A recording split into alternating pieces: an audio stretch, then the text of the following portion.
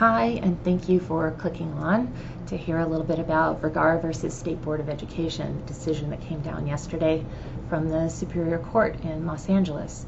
I'm going to give a little bit of background and an overview of the case, but before I do, I just have to say I think this decision is incredibly exciting. No matter what side of the issue that you're on, the fact that people all across the state are talking about the issues that you deal with on a day-to-day basis, sparking conversation around California's educational system, I think that's just tremendously exciting. All right, so a quick background to give some context to the decision. Plaintiffs are students attending public schools across the state of California. They challenged the tenure statute, the dismissal statute, as specifically pertaining to the unsatisfactory performance portions of that statute and not misconduct, as well as the layoff statute. They sued the state of California, State Board of Education, they sued the governor, and California Department of Education, all defendants in this action. They also sued several school districts, Los Angeles Unified School District, who this firm represented, Oakland Unified School District was a party, as was Alum Rock School District. Now, CTA and CFT were not originally parties, but they intervened in the action to become defendants to defend these statutes. Now, the school districts were dismissed before trial, so the trial went forward with plaintiff students on the one hand, and defendants, state defendants, and CTA, CFT on the other hand.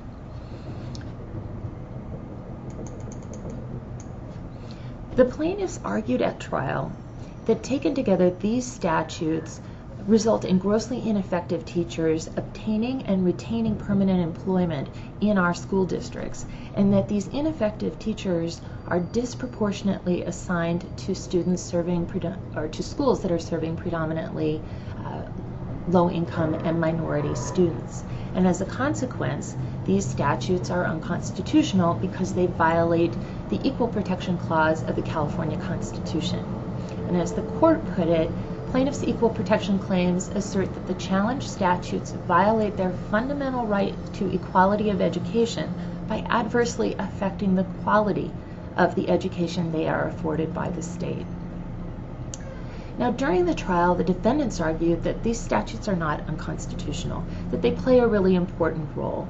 For one, tenure statute encourages individuals to join the teaching profession, that the dismissal statutes are important to protect teachers against arbitrary and capricious dismissals, and also that layoff based on seniority is an appropriate and fair means of layoff, going through the layoff process. They also pointed out that if there's a problem in the state of California with disproportionate assignment, that's really an issue attributable to the districts and their implementation of these statutes. So the trial was 8 weeks, and administrators from all across the state testified on both sides of the issue. Yesterday the ruling came down, and the court, Judge True, struck down each of these statutes on the grounds that they are unconstitutional. The court found that while other cases, including Brown versus Board of Education, Serrano versus Priest, that they've addressed equality of education, but that this is the first case to address the equality in the context of the quality of the educational experience for our California students. And the court framed the question as whether the challenged statutes caused the potential and/or the unreasonable exposure of grossly ineffective teachers to all California students in general and to minority and/or low-income students in particular in violation of the Equal Protection Clause of the California Constitution. Now, the court first noted that there was no dispute between the parties, that competent teachers are critical, if not the most important component of student success, and that grossly ineffective teachers substantially undermine the ability of a student to succeed. So we found that common ground to begin with. Key evidence that he cited to in ultimately coming to his conclusions were first plaintiff's expert Dr. Chetty. he testified that a single year in a classroom with a grossly ineffective teacher costs students $1.4 million in lifetime earnings per classroom. So for each ineffective teacher they have, they suffer those costs, and of course that grows exponentially if they are assigned to several grossly ineffective teachers.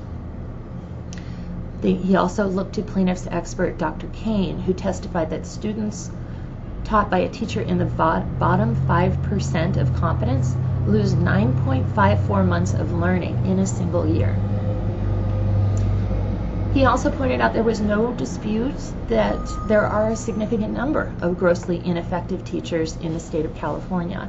Defendant's expert, this was David Berliner, he testified that between 1% and 3% of California's teachers fall within the category of grossly ineffective.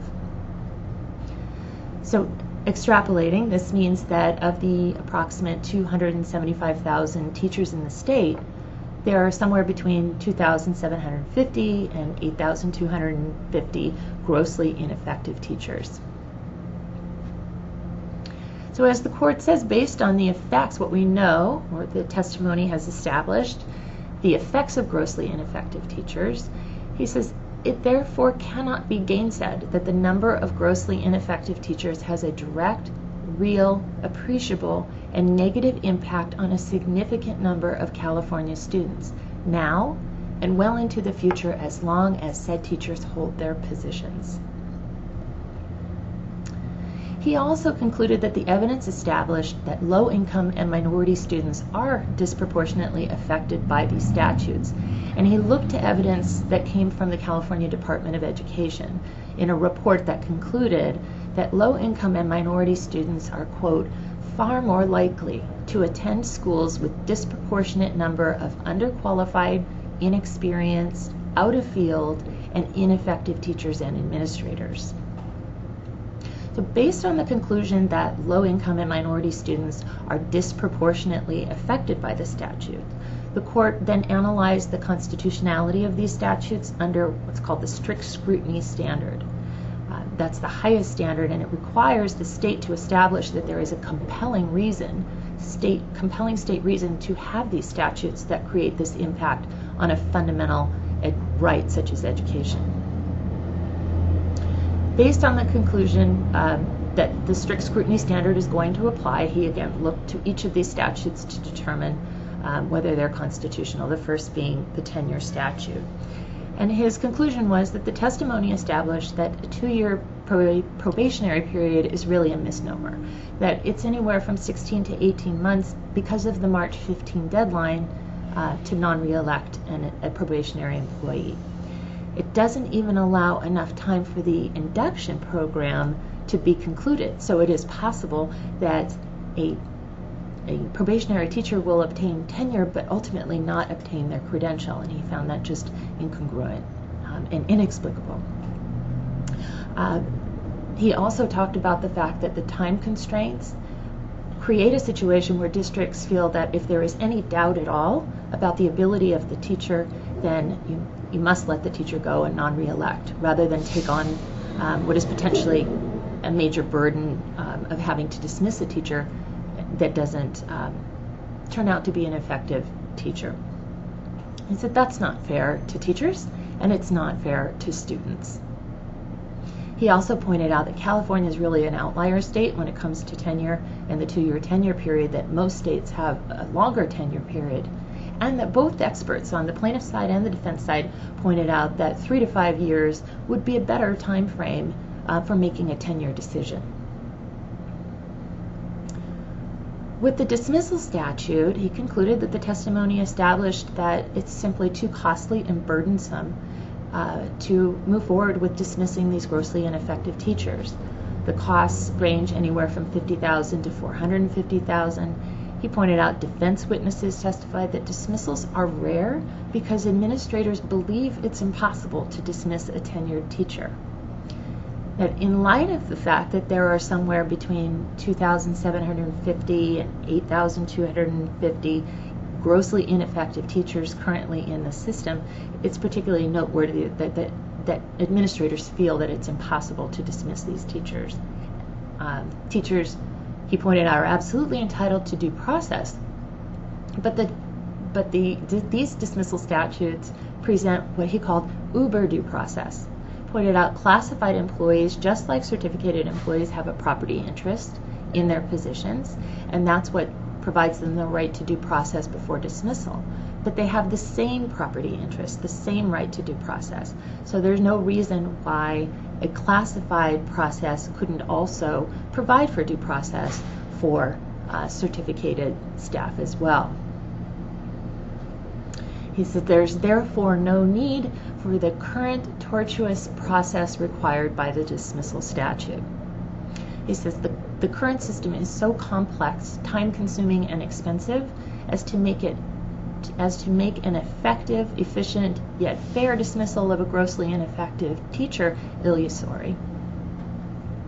When it came to layoff, he pointed out there's just no exception allowed in the statute for teacher competence, and it therefore results in a de facto separation of students from competent teachers and a de facto retention of incompetent teachers. And again, he pointed to the fact that California is a minority among other states. Only 10 states, including California, provide that seniority is the sole factor or one that must be considered. 20 states provide seniority may be considered. 19 leave layoff criteria entirely to the district discretion, and 2 states provide that seniority may not be considered. Now, in applying the strict scrutiny test, again, that's the issue of whether there's a compelling state reason that would allow for this impairment of a fundamental right, in this case, the fundamental right to education. He found that the state had not met its burden, that the reasons provided by the state were not compelling so as to allow for this major impairment of what he called the equality of education. The court's ruling was to enjoin the enforcement of all of these statutes. But what he did was stay the order pending the Court of Appeal review of the case. So while his decision may go into effect soon, he has stayed the application of the injunctive relief. So as we'll talk about in a few minutes, there's nothing for districts to do right at the moment to comply with this statute.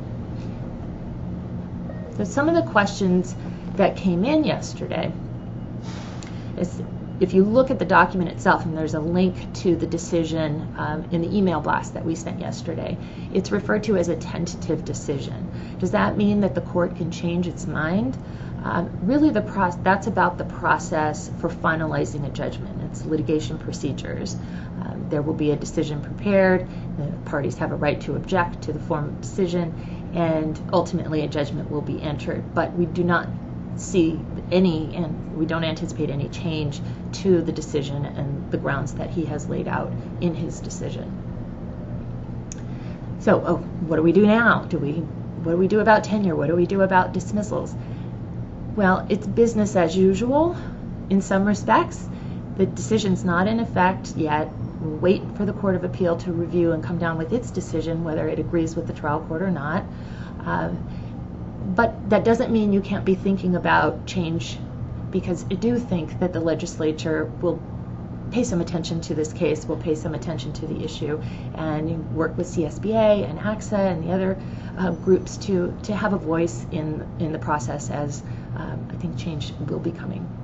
Speaking of change, how does this ruling affect AB 215? AB 215 is focused on misconduct, egregious misconduct cases, and as I mentioned, the Vergara case was only addressing the unsatisfactory performance portions of the dismissal statutes. So technically it doesn't apply. At the same time, you can't help but think that if this is what the court views as the impacts of dismissal for ineffective teachers, the reasoning that he provided and the kind of change that the ruling suggests is not found in AB 215. And if this ruling stands after the Court of Appeal reviews, or ultimately perhaps the Supreme Court, then we could see a challenge to law coming out of AB 215. The appeal process. How long is the appeal process? Well, we know that the CTA and CFT have said that they will appeal this case. The state defendants have not made a decision yet. As far as yesterday, the statement that came out was that they were considering their options.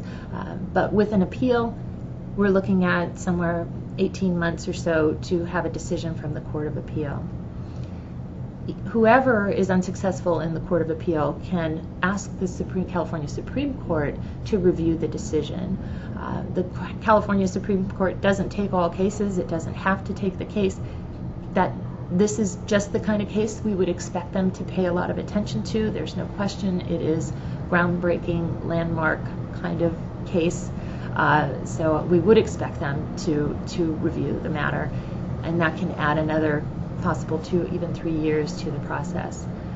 So this is not over, but it brings so much attention to these really important issues, and I would encourage you all to work with AXA and CSBA again to have your voice heard as change is considered going forward. So thanks so much for clicking on, and if you have any questions, please email me. We'll post some of the answers that we get, or post some of the questions and the answers to questions that come in. So please forward any questions you have. Thanks so much.